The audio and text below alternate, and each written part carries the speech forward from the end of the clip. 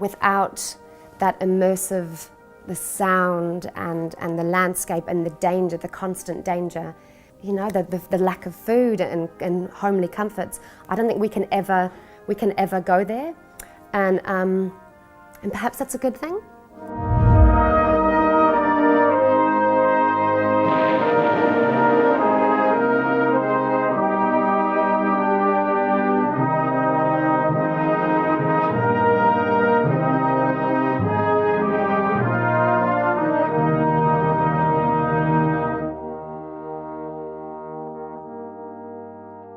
Speaking personally, I feel very fortunate that I've been able to be involved in such a significant anniversary for this. I've been doing this for a number of years now, and I think in many respects I and my colleagues who are involved in this feel we've been building to this 100th anniversary. I think remembering Gallipoli, particularly this year, is very important. It is our 100th anniversary.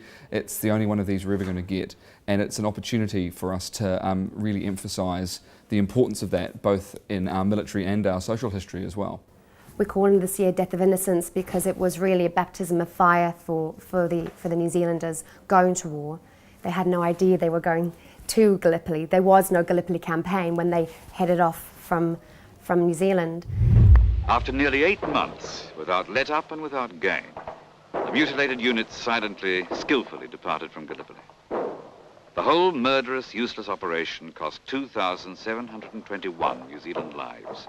Some of the things we see floor you completely, because you might look at something and think, oh, how many people have actually seen this?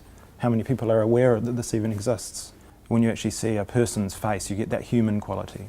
I think that's really important to see, that a lot of the photographs from World War I are the soldier's perspective. They were taken by the soldiers. They're not taken by an observer.